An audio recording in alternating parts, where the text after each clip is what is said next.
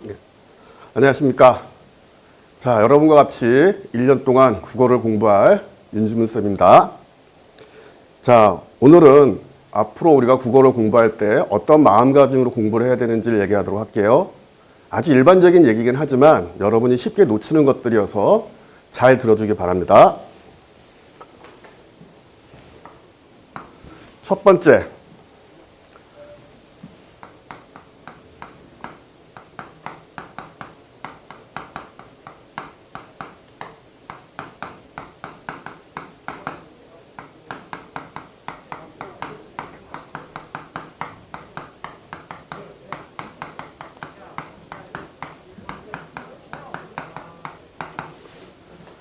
자, 여러분들이 착각하는 것 중에 하나가 뭐냐 하면 공부가 쉬웠어요, 공부가 재밌었어요 하는 얘기들입니다. 사실 이건 다 거짓말이에요. 예전에 한번 서장훈이라는 사람이 나와서 농구가 재밌었어요, 뭐 선부적인 소질이 있었어요, 그래서 잘해요, 이런 얘기 하는 거 다 거짓말이라고 얘기했었거든요. 공부를 잘하고 싶으면 그만큼 고통스러운 노력을 해야 됩니다. 절대로 쉬운 공부, 재밌는 공부를 시켜준다는 말에 농락되지 말도록 하세요. 한 예로 에듀테이너 이론이라는 게 있었어요. 지금부터 한 10년 좀 넘었었습니다. 그 에듀테이너 이론에 의하면은 아이들이 공부를 재밌게 접근할 수 있도록 만드는 방법에 대해서 여러모로 연구를 합니다. 그러나 지금은 그런 얘기 하는데 아무 데도 없거든요. 한마디로 하나의 허상이었던 거죠. 이것은 뭐냐면 소비자가 요구하는 공부를 가르치려고 했던 거예요. 그런데 잘 생각해보면 소비자가 요구하는 공부는 쉬운 공부, 적게 하고도 많은 좋은 결과를 낼 수 있는 공부를 원합니다. 그런 건 세상에 없어요. 자, 그러므로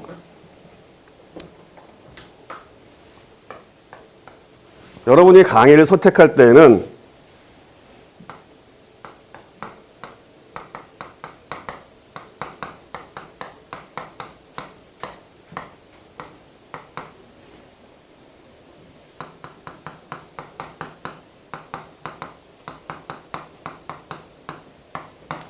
여러분이 원하는 강의를 선택하는 게 아니라요, 여러분에게 필요한 강의를 선택하는 겁니다. 여러분에게 필요한 강의는 여러분들이 공부할 수 있도록 재촉하고 닥달하고 혼내주는 강의예요. 여러분들의 뜻을 다 받아주고 오냐오냐 하는 강의가 아닙니다. 그래서 재수하면서 여러분들이 다소 힘들 수 있습니다. 다소가 아니죠. 많이 힘들어요. 저도 재수했거든요. 많이 힘들 텐데 견뎌내셔야 돼요. 그렇지 않고 쉽고 재밌게 접근하려고 하면 절대로 공부에서 높은 성과를 낼 수는 없습니다. 반드시 명심하도록 하세요. 두 번째,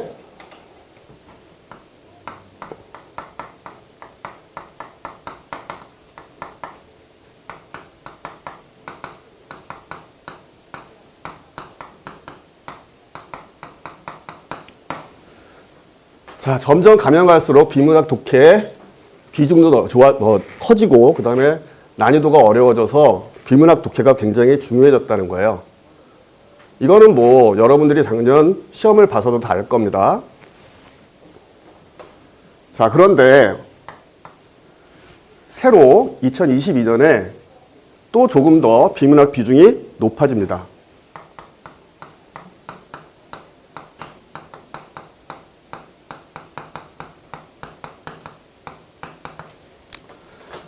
자, 바뀐 수능도 80분 동안 45문제를 푸는 거예요. 그런데 선택 과목이 11문제입니다. 그 다음에 공통 과목이 34문제예요. 자, 34문제가 어떻게 분배될까요? 비문학 17문제, 문학 17문제입니다. 여러분이 봤던 수능에서는 비문학 15문제, 문학 15문제였을 거예요. 자, 문항수 자체가 벌써 비문학의 문항수가 늘었죠. 그 다음에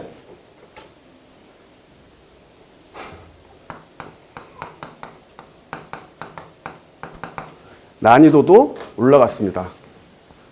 이번에 예시문제, 2022년 수능 대비 예시문제를 보게 되면 상당히 어려워요. 쉽지 않습니다. 그리고 문학을 여러분들은 문학의 표현이나 이런 것들을 잘 이해하면 잘할 수 있다고 착각하는데 그렇지 않습니다. 자, 문학의 보기, 비문학이죠. 문학에서의 선택지, 비문학이죠. 게다가 이번 고전시가 같은 경우에는 비문학하고 문학이 섞여 나왔었어요. 소논문이 나오고 고전시가를 그 논문을 바탕으로 해서 해석하라는 문제가 나왔었습니다. 그러니까 비문학 독해가 결정적인 역할을 하는 거죠. 그래서 여러분이 봤던 수능보다도 2022년 수능은 훨씬 더 비문학의 비중이 높아질 것이다. 꼭 기억하시기 바랍니다. 자, 그럼 비문학 독해를 잘하려면 어떻게 해야 될까? 제가 가장 중시하는 것은 어휘입니다. 자, 어휘력은 세계를 보는 안목의 넓이와 깊이를 만들어주는 거예요. 어휘의 양이 많은 사람들은 그만큼 세계를 바라보는 안목이 넓고, 어휘의 뜻을 정확히 아는 사람들은 그만큼 세계를 바라보는 깊이가 있는 거죠. 이게 바탕이 되지 않으면 독해는 물 건너간다고 생각하시면 돼요.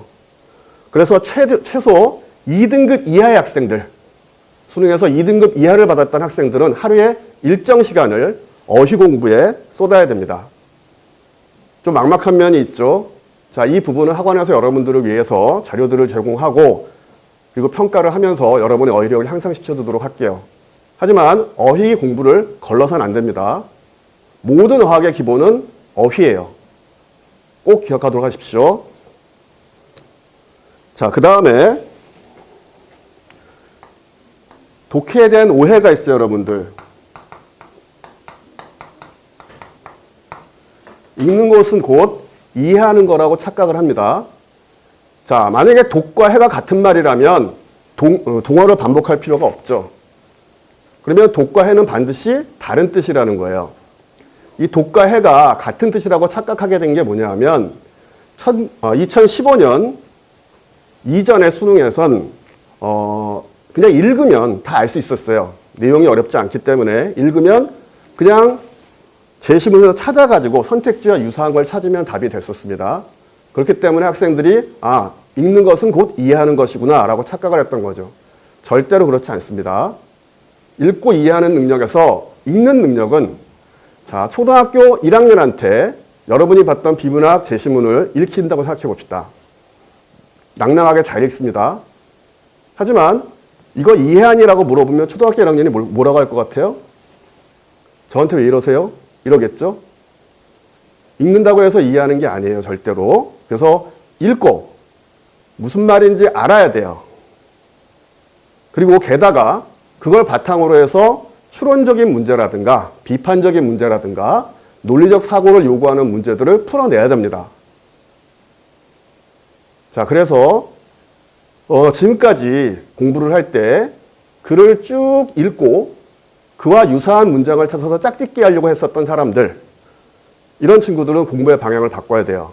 다소 시간이 걸린다고 하더라도 글을 천천히 읽고 요약하고 중심을 찾고 그 다음에 문제에 어떻게 대응되는지를 찬찬히 생각해야 됩니다.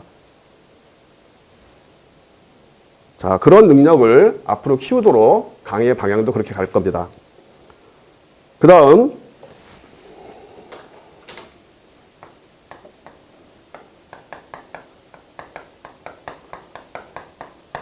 글을 읽었을 때는 반드시 객관성을 확보해야 돼요. 어머님들이 이런 상담을 가끔 하세요. 우리 애는 굉장히 고집이 세요. 그래서 글을 자기식대로 읽어요. 라는 얘기를 합니다. 그렇다면 고집이 센 기질을 가지고 있는 모든 학생은 국어를 못해야 돼요.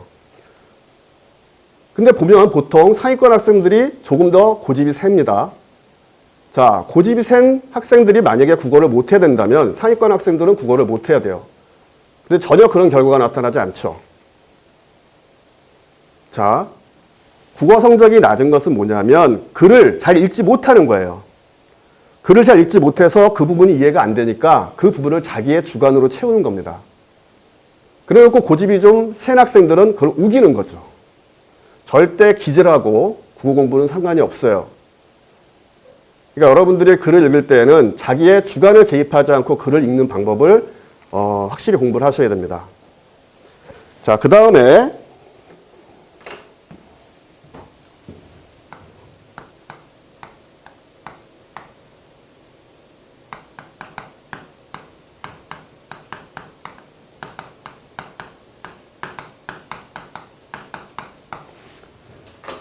2022년 국어가 많이 변합니다. 근데 거기에서 여러분들이 좀 생각해 주실 게 착시 현상을 많이 일으켜요. 그래서 선택 과목 여부에 따라서 성적이 굉장히 달라지고 뭐 이런 생각을 많이 하는데요. 선택 과목은 이미 선택을 하면 그걸로 끝이에요. 그 다음은 공부해야 되는 거예요, 그냥. 공부 방법의 차이는 전혀 없습니다. 그래서 2022년이 변하니까 어떻게 해라 라고 인터넷에 굉장히 많이 떠돌고 있더라고요. 저도 유튜브를 다 봤어요. 봤더니만 2022년이 어떻게 되니까 공부 방법이 어때야 되고 뭐에 주의해야 되고 이런 얘기를 많이 하더라고요. 그런 건 없습니다. 어차피 여러분들이 화법 작문을 선택하든 언어와 매체를 선택하든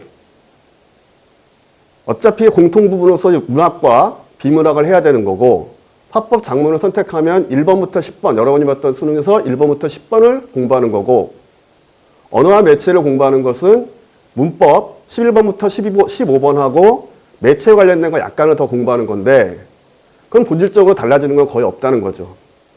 그래서 인터넷에 떠돌아다니는 뭐 2022년 수능이 어떠니까 어떻게 공부해야 된다 이런 여러 가지 얘기들 그런 얘기들을 믿지 말고 여러분 스스로가 판단을 하셔야 돼요. 제 판단은 그렇습니다. 공부 방법에는 변화가 없다. 자, 두 번째는 문학과 비문학의 비중이 높아진다는 거예요. 문학과 비문학이 여러분이 봤던 수능에서 30문제였지만 이제 34문제가 됩니다. 게다가 제시문의 길이도 좀 길어지고요. 상당히 좀 어려워졌어요.